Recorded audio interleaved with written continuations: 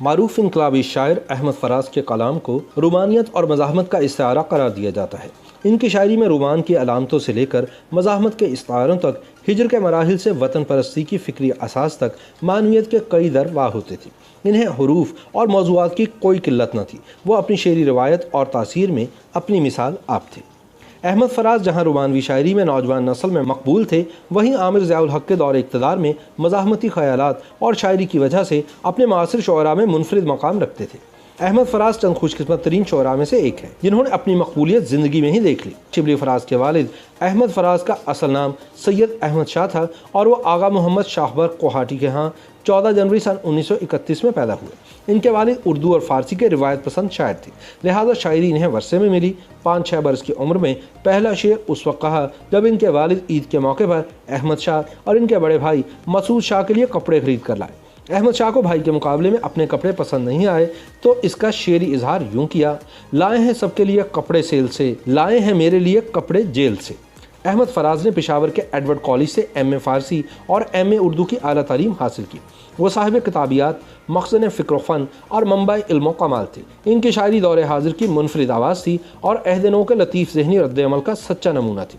انہوں نے اپنا کریئر ریڈیو پاکستان پشاور میں اسکرپٹ رائٹر کے طور پر شروع کیا۔ بعد میں وہ پشاور یونیورسٹی میں اردو کے استاد مقرر ہوئے۔ سن 1976 میں وہ اکادمی ادبیات پاکستان کے پہلے ڈائریکٹر جنرل مقرر کیے گئے۔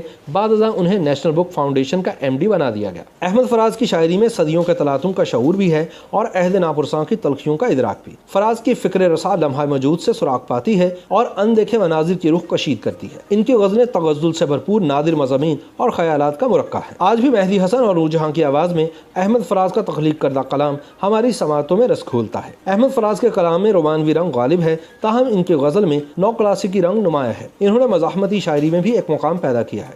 فراز کا کچھ کلام جدید شاعری کے زمرے میں شمار کیا جا سکتا ہے۔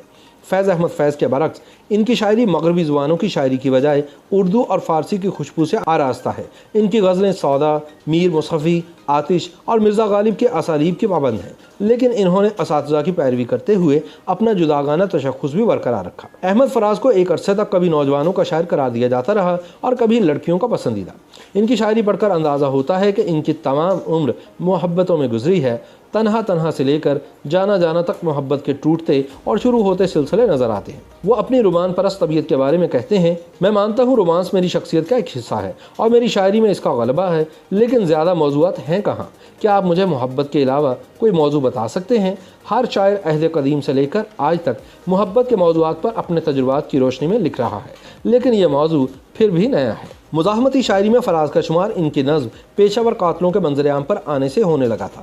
یہ نظم آزادانہ دستیاب نہ تھی۔ پیشہ ور قاتلوں نظم میں فراز لکھتے ہیں: تم نے دیکھے ہیں جمہور کے قافلے، ان کے ہاتھوں میں پرچم بغاوت کے ہیں، بیڑیوں کی جمی خون کی پپڑیاں کہہ رہی ہیں منظر قیامت کے ہیں، کل تمہارے لیے پیار سینوں میں تھا، اب جو شعلے ہیں وہ نفرت کے ہیں۔ ضیاء الحق کے دور میں فراز کی سرکشی اور مزاحمت عروج پر تھی۔ آمریت کے زمانے میں ان کی نظم محاصرہ عصر حاضر کا ترانہ بن گئی۔ مزاحمتی ادب کی تاریخ میں یہ نظم ایک امتیازی حیثیت کی حامل رہے گی۔ ضیاء الحق کے دور میں ہی انہوں نے خود ساختہ جلا وطنی اختیار کی، لندن کی سڑکوں پر وطن کے گلی کوچے یاد کرتے رہے۔ پرویز مشرف کے دور میں ملنے والے سرکاری اعزاز ہلال امتیاز کو بھی واپس کر دیا۔ احمد فراز نے حق بات کہنے میں کبھی پسپائی اختیار نہ کی۔ انہیں ملنے والے دیگر اعزازات میں آدمجی ادبی انعام، کمال فن ایوارڈ اور ستارہ امتیاز شامل ہیں۔ جامعہ کراچی نے انہیں PhD کے اعزازی سند بھی عطا کی تھی۔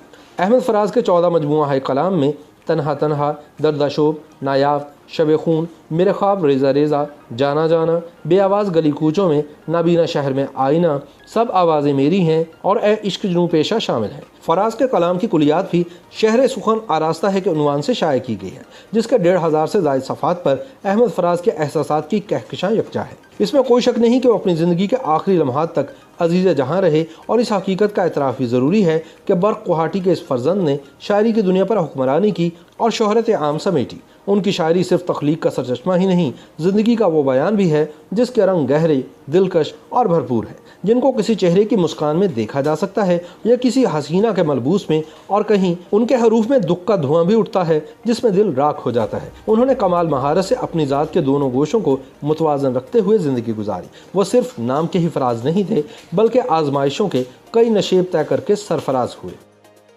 YouTube पर गूगली न्यूज देखने के लिए youtube.com की सर्च बार में गूगली न्यूज टीवी टाइप करें। गूगली न्यूज के पेज पर सुर्ख रंग के सब्सक्रिप्शन वाले बटन पर क्लिक करना ना भूलिए। YouTube पेज पर अपलोड होने वाली वीडियोस से बाखबर रहने के लिए बेल आइकन पर क्लिक कीजिए। आपको हर नई वीडियो के बारे में नोटिफिकेशन मौसूल हो जाएगा।